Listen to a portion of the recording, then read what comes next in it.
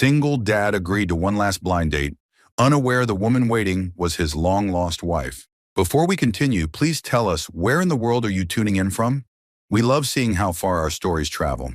Jasper Holt sat in his truck outside Riverside Cafe on a Friday evening around 7:15, engine still running because part of him was genuinely considering throwing the whole thing in reverse and hauling himself straight back home, where nobody could force him to make awkward small talk with a stranger over overpriced coffee. And he'd been sitting there for a solid 12 minutes, already just staring at the entrance, like it personally wronged him at some point in his life. The parking lot was half full, with couples walking in, holding hands, and families piling out of minivans. And Jasper watched them through his windshield, thinking about how easy it looked for everyone else, how natural, while he couldn't even remember the last time he'd sat across from a woman without counting the minutes until he could politely escape. His buddy Reese had been on his case for weeks about this woman from the veterinary clinic where his sister worked, kept going on and on about how she was sweet and genuine, and had this smile that could light up a whole room. And Jasper kept brushing him off with every excuse in the book until last Tuesday morning, when Willa looked up from her cereal bowl with those big brown eyes and asked him straight up, "Daddy, why don't you ever do anything fun anymore? And why do you always look so tired? Do you maybe need a friend who isn't from work?" 9 years old and already reading him like a book.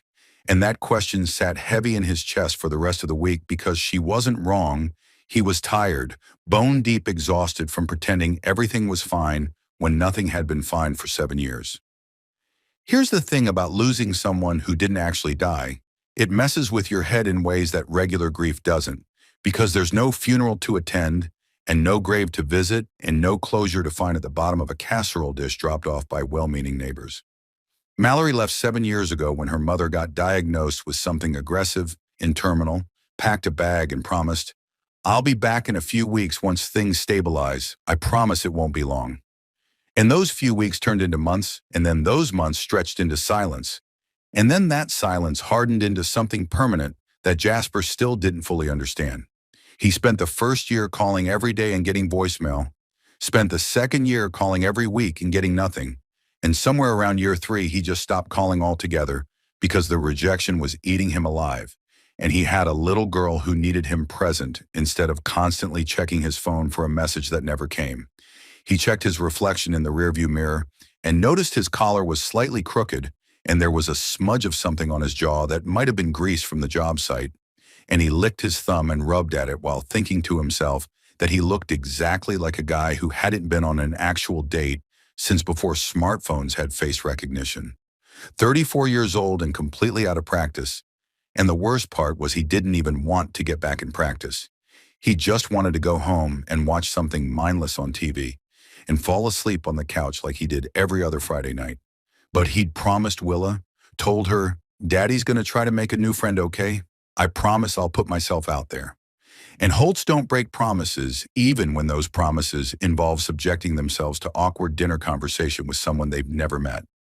He forced himself out of the truck because sitting there any longer was starting to feel pathetic, walked across the parking lot with his hands shoved deep in his jacket pockets, and pushed through the front door of a cafe that smelled like fresh baked bread and strong coffee, and something sweet that reminded him of the cinnamon rolls Mallory used to make on Sunday mornings, back when Sunday mornings meant something other than cartoons and cereal, and trying not to feel sorry for himself. The hostess was a young woman with bright red hair and an aggressive amount of enthusiasm, smiled at him like he'd just made her whole evening, and asked, "Hi there, are you meeting someone tonight?" And Jasper nodded without fully hearing the question, because his mind was already running through exit strategies in case this whole thing went south in the first 5 minutes. She pointed toward a booth near the window where someone was already sitting, with her back partially turned. Said, "Your date actually got here a little early and grabbed you both some waters. She's right over there by the window." And Jasper started walking over while rehearsing casual conversation starters in his head, like a nervous teenager about to ask someone to prom. He was thinking about whether to lead with a joke or play it straight, whether to shake her hand or just wave like a weirdo, whether to pretend he was excited about this or just be honest about being rusty. And then the woman in the booth turned slightly and glanced toward the door, and Jasper's entire world just stopped functioning, like someone had yanked the batteries right out of his chest. He knew that profile. He knew it the way you know your own handwriting, or the sound of your mother's voice, or the exact layout of the house you grew up in. The slope of her shoulders and the way she tucked her hair behind her left ear, and the specific angle of her chin when she was lost in thought. He knew all of it, had memorized all of it, had spent 7 years trying to forget all of it, and failing miserably every single time. Mallory was sitting in that booth, his Mallory, the woman he married at 19 in a courthouse ceremony with his mom crying happy tears in the front row. The woman who gave him Willa and then gave him silence. And she was right there, not 20 feet away, looking at him like she'd seen a ghost. 7 years collapsed into nothing in the span of a heartbeat, and Jasper stood frozen in the middle of that cafe like a complete idiot, feet rooted to the floor and lungs refusing to cooperate, and the noise around him faded into something distant and muffled, because his brain couldn't process anything except her face.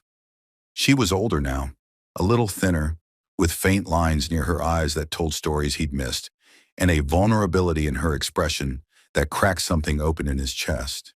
And somehow, despite everything, she was even more beautiful than the version of her he'd been carrying around in his memory, like a photograph he couldn't stop looking at. She stood up slowly, her hands trembling at her sides, and her lips parted like she wanted to say something, but the words got stuck somewhere between her heart and her mouth. Jasper finally managed to move, put one foot in front of the other until he was standing at the edge of the booth looking down at her, and his voice came out rough and barely recognizable when he said Mallory, like a question and an accusation and a prayer all tangled up in one word. She whispered back Jasper, and her voice cracked on the single syllable, and hearing her say his name after all this time hit him somewhere deep that he'd spent years trying to protect. He slid into the seat across from her because his legs weren't going to hold him up much longer, and they just stared at each other while the cafe continued on around them, like the universe hadn't just flipped completely inside out. Someone at the counter laughed too loud and dishes clinked in the kitchen, and a kid at a nearby table was whining about wanting dessert, and none of it registered because Jasper's entire world had narrowed down to the woman sitting 3 feet away, with tears threatening to spill over. He wanted to be angry. Part of him was definitely furious. Years of unanswered calls and sleepless nights, and explaining to a toddler why mommy wasn't coming home. But a bigger part of him was feeling something he hadn't felt in so long it almost scared him. She spoke first, her voice barely above a whisper, saying, "This wasn't an accident, Jasper. Reese's sister Carla recognized me my first week at the clinic. She remembered me from your wedding photos, and she put it together, and she came to me and asked if I wanted a chance to see you again." She took a shaky breath and continued. "I almost said no about 100 times, but Carla said you were lonely and sad, and still wearing your ring for years after I left, and something about that broke through every wall I'd built. I had to see you even if you turned around and walked right back out that door." Jasper listened while his hands gripped the edge of the table, knuckles going white from the pressure, and he asked her, "Why are you here, Mallory? What do you want? What the hell is any of this supposed to mean after 7 years of absolutely nothing?" Her voice dropped even quieter, and she told him, "I needed to see you even if it was only once. Even if you got up and walked away the second you realized who I was, because 7 years of wondering and waiting and regretting was slowly killing me, and I couldn't carry it alone anymore." The anger flickered in his chest, but it couldn't find solid ground to land on. Kept getting drowned out by something more complicated, something that tasted like grief and longing, and a desperate kind of hope he tried so hard to bury. He looked at her across that small cafe table and realized that every wall he'd built over the past 7 years was made of tissue paper, that she could blow right through all of it without even trying, that he was still so completely gone for this woman, it was almost embarrassing. She reached across the table slowly, like she was approaching something wild that might bolt at any sudden movement, and her fingers brushed against his knuckles, and the contact sent electricity straight through his entire body like touching a live wire.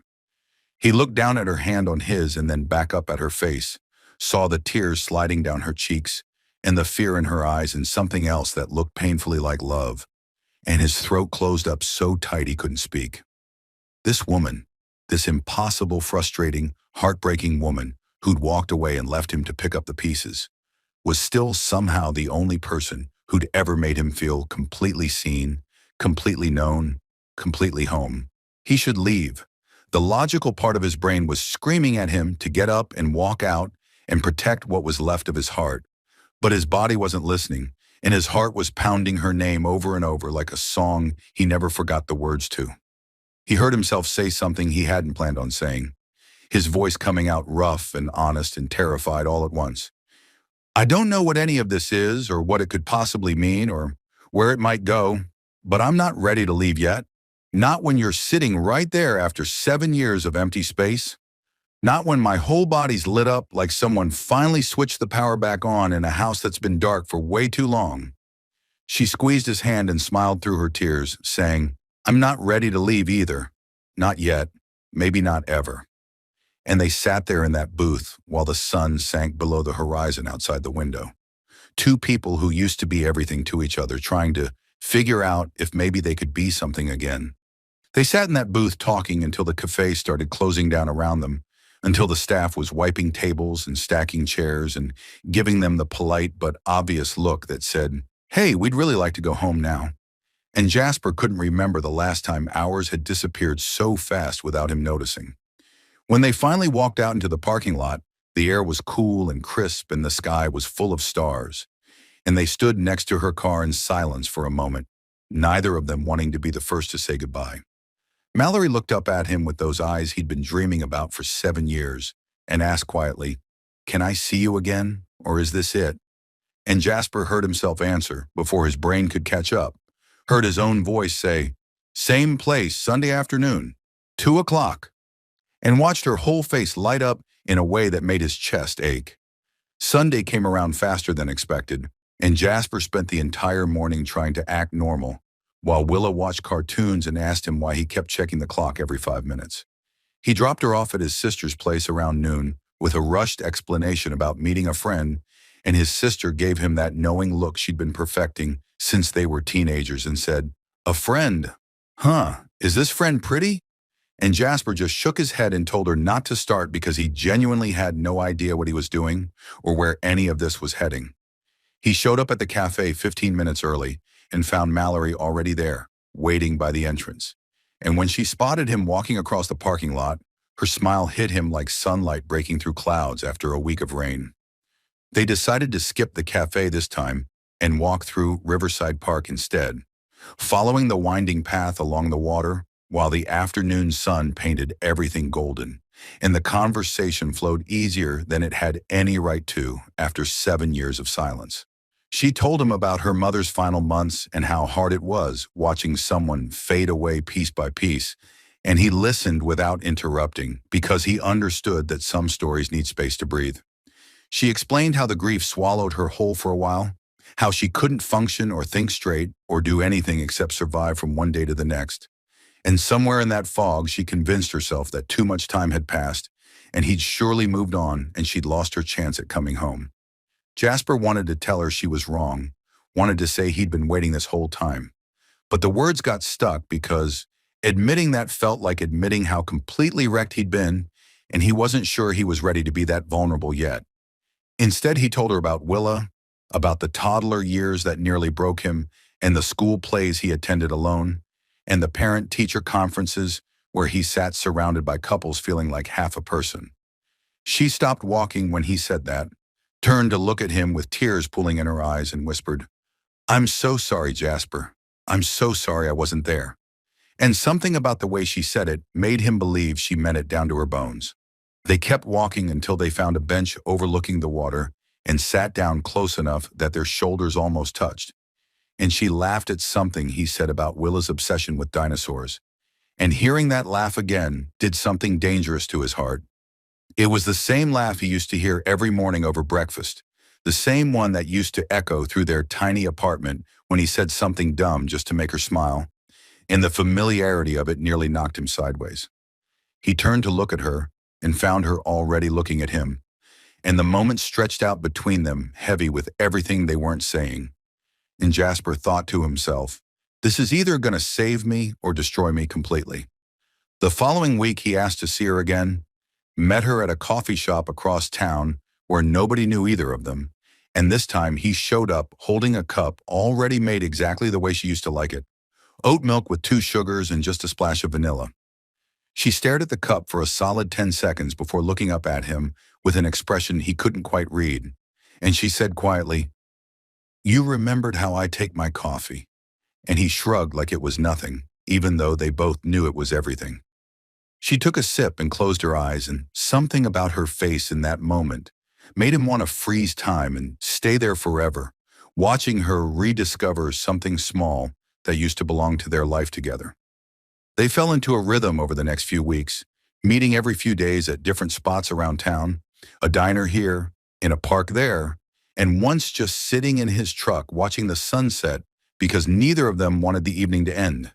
He discovered she'd changed in ways he hadn't expected, softer now and more patient, carrying a quiet wisdom that comes from surviving things that should have broken you. She discovered he'd changed too, steadier and more grounded than the reckless 19-year-old she'd married, a real father now instead of a kid playing pretend. They weren't falling back into the past like he'd feared. They were falling into something new, something that had the bones of what they used to be, but with stronger walls and deeper roots. One evening, they were sitting on a picnic blanket in the park, watching fireflies blink in and out of existence. And she leaned her head against his shoulder like it was the most natural thing in the world. And Jasper felt his whole body tense up before he could stop it. The fear hit him out of nowhere, this cold wave of panic that started in his chest and spread outward. Because suddenly he was thinking about all the ways this could go wrong, all the ways she could leave again, all the nights he'd spent staring at the ceiling, wondering what he did to make her stop loving him. She felt him stiffen and lifted her head, looked at him with concern written all over her face, and asked gently, "Hey, where'd you go just now?" And Jasper didn't know how to explain the war happening inside his own head. He pulled back, physically and emotionally, told her he needed a minute to think, and watched the confusion and hurt flash across her features before she got it under control. She asked him what was wrong, and he tried to find the words, stumbled through an explanation about being scared and not knowing if he could do this, and finally admitted out loud what had been eating at him since day one. He said, "I don't know if I can love someone who already walked away once. I don't know if I can survive it if you leave again."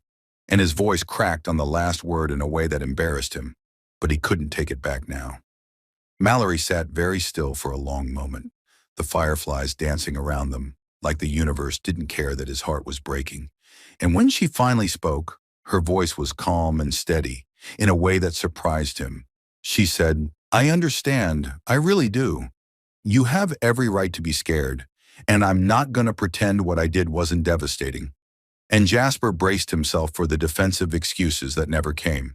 Instead, she took a shaky breath and continued, "But I need you to know something. Even if you walk away tonight and I never see you again, I need you to know that I never stopped loving you. Not once. Not for a single day in 7 years." He stared at her while the words sank in, while they settled into the empty spaces he'd been carrying around like luggage he couldn't put down. And she kept going like she'd been rehearsing this speech for years. She said, "I was scared, I was drowning in grief and shame, and I convinced myself you'd moved on, that you'd found someone better, that showing up after all that time would just make everything worse." And tears were streaming down her face now, but she didn't wipe them away. She told him, "I was too scared to come back and find out you'd stopped loving me, so I stayed away like a coward, and I'll regret that for the rest of my life no matter what happens between us now." Jasper opened his mouth to respond, but nothing came out. His throat closed up and his brain short-circuited, and he just sat there like an idiot while the woman he'd loved for half his life waited for him to say something. She waited for a long moment, gave him every chance to reach for her, and when he didn't move, she nodded slowly like she'd expected this, like she'd prepared herself for exactly this outcome. She stood up from the blanket and brushed grass off her jeans and said quietly, "I'm not going to pressure you. Take whatever time you need, but I'm done running and I'm done hiding. I'm here if you want me." And then she turned and walked away across the dark park while Jasper watched her go. He sat on that blanket alone for another hour after she left, watching the fireflies and listening to the distant sounds of traffic and feeling like the biggest idiot in the entire state. The logical part of his brain kept listing all the reasons he was right to be careful, all the ways she'd hurt him before, all the protection he needed to keep his heart and his daughter safe from more damage. But underneath all that noise was a quieter voice saying something he didn't want to hear, saying that he just watched the love of his life walk away for the second time, and this time it was completely his fault. He drove home in silence and checked on Willa, who was fast asleep at his sister's place, carried her to the car and then to her bed, and stood in her doorway watching her breathe while the weight of the evening pressed down on his shoulders. This kid deserved a father who wasn't afraid of his own shadow, deserved to see what it looked like when someone chose love, even when it was terrifying. And Jasper was starting to realize that protecting his heart might mean destroying his chance at actually being happy. He went to bed that night feeling emptier than he had in years, staring at the ceiling just like old times. And the last thought he had before sleep finally came was that maybe the only thing scarier than loving Mallory again was spending the rest of his life without her. 3 days passed after that night in the park, and Jasper couldn't get Mallory out of his head no matter how hard he tried, couldn't focus at work without seeing her face, couldn't eat dinner without remembering the way she laughed, couldn't fall asleep without replaying her words over and over like a song stuck on repeat that he secretly didn't want to end. He threw himself into projects at the job site, hoping physical exhaustion would quiet the noise in his brain. But every time he picked up a tool or measured a wire, he'd think about her hands brushing against his knuckles at the cafe. And every time he drove past Riverside Park, his chest got tight, like someone was squeezing it from the inside out. His crew noticed something was off because Jasper was usually the steady one, the guy who cracked jokes and kept everyone moving. But lately he'd been quiet and distracted, and staring into space like a man working through something heavy.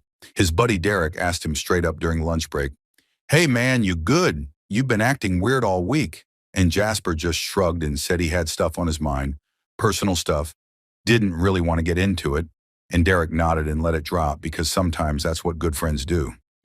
But the truth was Jasper wasn't good, wasn't even close to good. He was stuck in this limbo between what felt safe and what felt right, and he had no clue how to get himself unstuck. Willa noticed too because kids always notice even when you think you're hiding it perfectly, and on Saturday morning she wandered into the kitchen while he was burning toast and staring at the wall and asked him in that brutally honest way only 9-year-olds can manage, "Daddy, why do you look so sad all the time now? Did something bad happen?" Jasper turned off the stove and crouched down to her level and tried to smile. But it came out all wrong, and Willa reached out and touched his face with her little hand and said, "You can tell me, I'm almost 10. I'm basically a grown-up."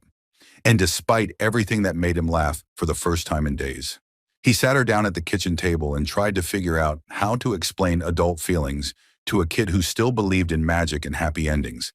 And finally he said, "Daddy met someone from a long time ago, someone really special, but I got scared and I think I messed it up." And Willa listened with her head tilted like she was solving a math problem. She asked, "Was this person mean to you?" And Jasper shook his head and said, "No, baby. She was actually really kind. I was just afraid of getting hurt again." And Willa processed this for a moment before hitting him with the kind of simple wisdom that only comes from people who haven't learned to overcomplicate everything yet. She looked at him with those big brown eyes that reminded him so much of her mother and said, "Well, that's silly, Daddy. If she's nice and you like her, then you should just tell her. That's what you always tell me when I'm scared to talk to new kids at school." And Jasper felt those words land somewhere deep in his chest. He tried to explain that adult stuff was more complicated than playground friendships, but Willa just crossed her arms and gave him that look she definitely inherited from her grandmother and said, "You always say Holtz don't run away from scary stuff, so why are you running away?" And honest to God, he had absolutely no response to that because his 9-year-old had just completely called him out. He spent the rest of that day thinking about what she said, turning it over in his mind while he pretended to watch cartoons with her, while he made dinner they barely ate, while he tucked her into bed and read her favorite story for the 100th time. Willa looked up at him before he turned off the lamp and said quietly, "Daddy, if this person makes you happy, you should go get her. I want you to be happy." You deserve to be happy. And something about hearing those words from his daughter broke through every wall he'd been hiding behind. He kissed her forehead and whispered, "When did you get so smart, huh?" And she grinned and said, "I learned from watching you." And he had to leave the room quickly before she saw the tears forming in his eyes. The next morning, he dropped Willa at his sister's place before church and drove across town to the apartment complex where Mallory had mentioned she was staying. A modest building with brick walls and window boxes full of flowers that looked like someone actually cared about making the place feel like home. He sat in his truck for a solid 20 minutes, working up the nerve to go inside, rehearsing what he wanted to say, and immediately forgetting it, checking his reflection in the mirror, and wondering if he should have worn something nicer than his everyday flannel. Finally, he told himself to stop being such a chicken and got out of the truck and walked to her door with his heart pounding so loud he was sure the whole building could hear it. She opened the door on the third knock, and her face went through about 6 different emotions in the span of 2 seconds. Surprise and hope and fear and something that looked painfully like love all mixed together. And she was wearing an old sweater and her hair was messy, and she'd clearly been crying recently, but she was still the most beautiful thing he'd ever seen. She started to say something, maybe an apology or a question or a goodbye, but Jasper held up his hand and said, "Please let me go first. I've been practicing this all morning, and if I don't say it now, I might lose my nerve completely." And she closed her mouth and nodded and waited. He took a deep breath and let it out slow and said, "I've spent 7 years pretending I was over you, telling myself I'd moved on, acting like I was fine when I was absolutely falling apart inside.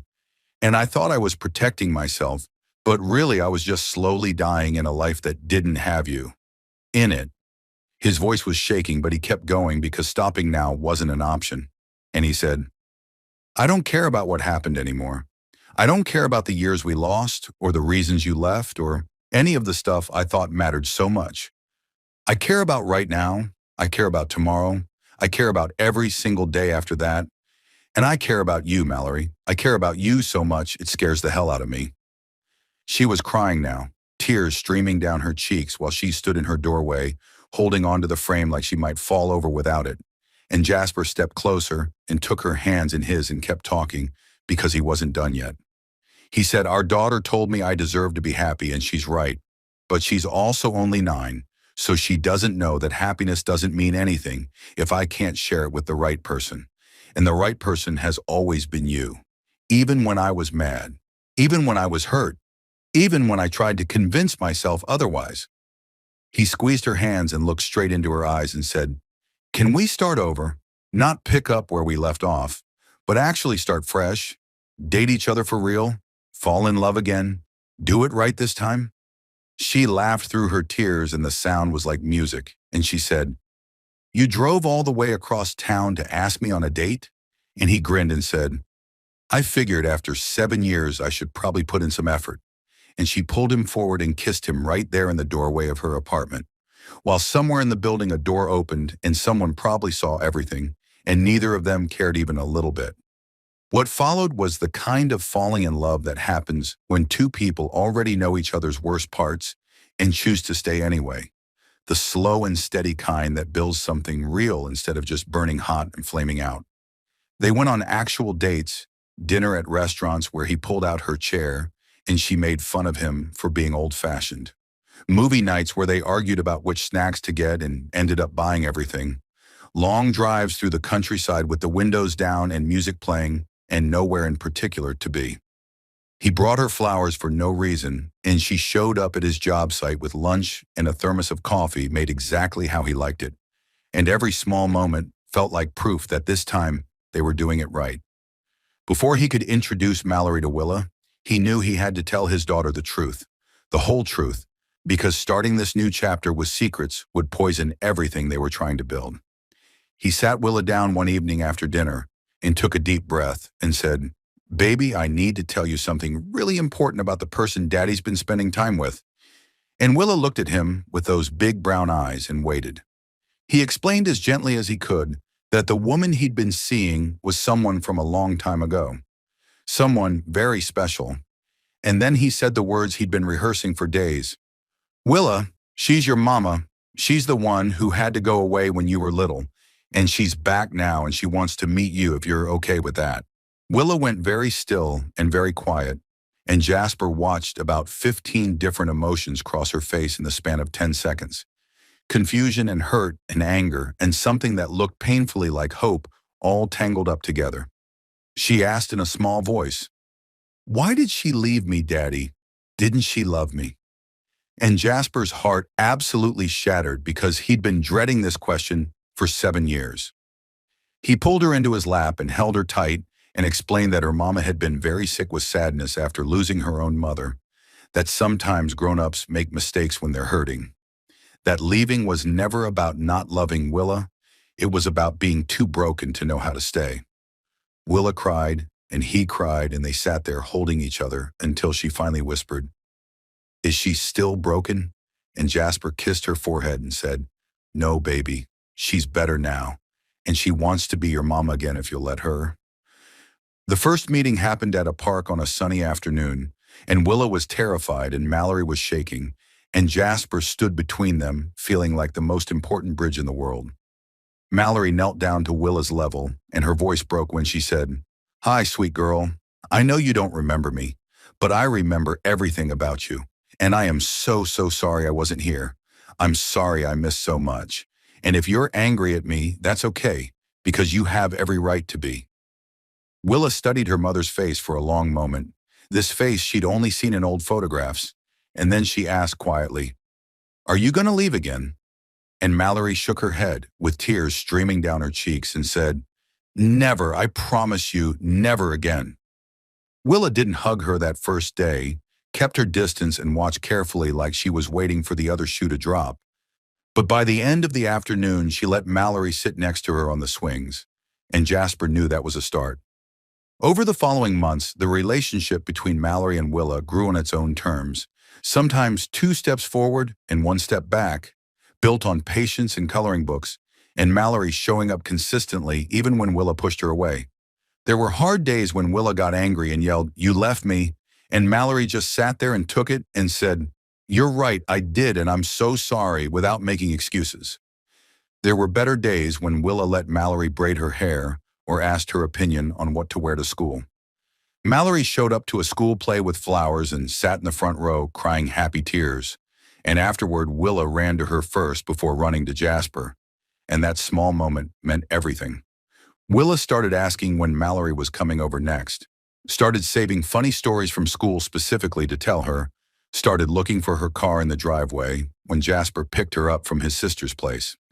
One evening, while Mallory was helping with homework, Willa looked up at her with serious eyes and asked, "Can I call you Mom now, or is it too soon?" And Mallory's whole face crumpled as she whispered, "You can call me whatever feels right to you, baby girl." And Willa nodded and said, "Okay, Mom," like she was trying it on for size. Mallory caught Jasper's eye across the room, and they both had to look away before they completely lost it, because that single word had taken months to earn, and it was worth every difficult moment to get there.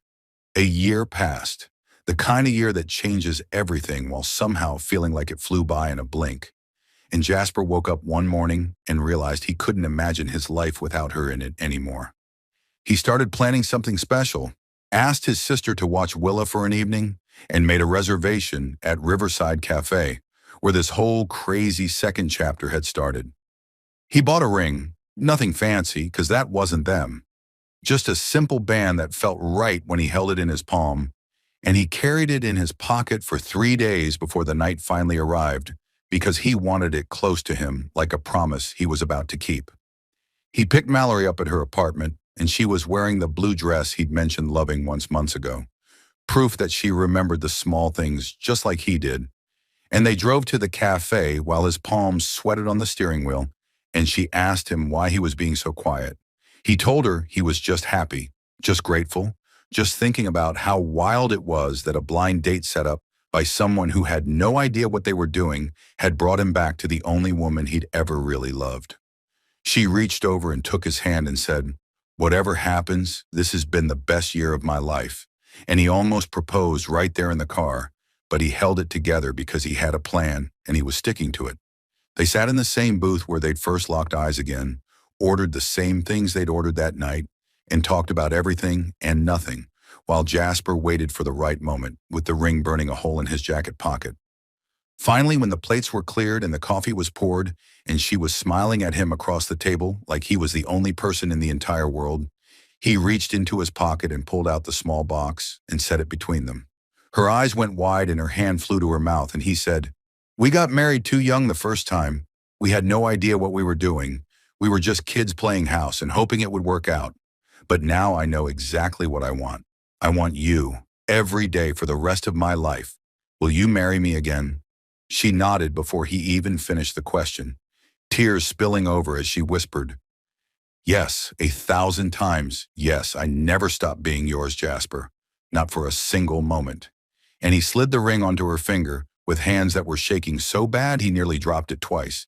The cafe erupted in applause because apparently everyone had been watching, and the waitress brought over free dessert and said she'd been rooting for them since she saw the way they looked at each other, and Jasper kissed his future wife right there in the booth while strangers cheered. They got married 3 months later in a small ceremony at Riverside Park, the same place where they'd fallen in love the second time, with just family and close friends gathered under string lights as the sun went down. Willa stood beside them holding both rings like it was the most important job in the entire world, wearing a white dress she'd picked out herself because she said, "I'm getting married too. I'm getting a whole family." When the officiant asked if anyone objected, she loudly said, "Nobody better," and everyone laughed, and then she added quietly, "I waited a really long time for my mom to come home," and suddenly nobody was laughing anymore, just crying. Mallory knelt down right there in the middle of the ceremony and pulled Willa into her arms and whispered something in her ear that made Willa squeeze her tight. And when Mallory stood back up, her eyes were red, but her smile was radiant. She promised to never run again, to choose this family every single day, even when it was hard. And she turned to Willa and made a separate vow. "I promise to be the mom you deserve from the beginning, to show up for every school play and every hard day and every ordinary Tuesday. I promise to never leave you again." Jasper promised to never let fear make his decisions again, to fight for them no matter what life threw their way. And when the officiant pronounced them married, Willa threw her arms around both of them and yelled, "Finally!" And everyone cheered. After everyone had left and Willa was asleep on the couch, wrapped in her grandmother's blanket, Jasper and Mallory stood in the middle of their living room, surrounded by congratulations cards and leftover cake, and the quiet peace of a new beginning. He pulled her close and they started swaying slowly, even though there was no music playing. Just the two of them holding each other in the soft lamplight, while the world outside went on without them. She rested her head against his chest and whispered, "We made it. We actually made it." And he kissed the top of her head and whispered back, "We're just getting started." And in that moment, everything felt exactly right. Some love stories are about finding someone new who helps you forget the past. But this one was about finding your way back to where you always belonged. Jasper spent 7 years thinking he'd lost everything, only to discover that some things can't be lost, only misplaced for a while, waiting patiently for you to be brave enough to come find them again. If you're watching this and you've ever let fear make a decision your heart disagreed with, maybe this is your sign to go back and make it right. Because second chances are real, and sometimes the love of your life is still out there waiting for you to stop being scared and just show up. Hit that subscribe button if you believe love is worth fighting for. Share this with someone who needs to hear it. And remember that it's never too late to choose the person your heart never stopped choosing.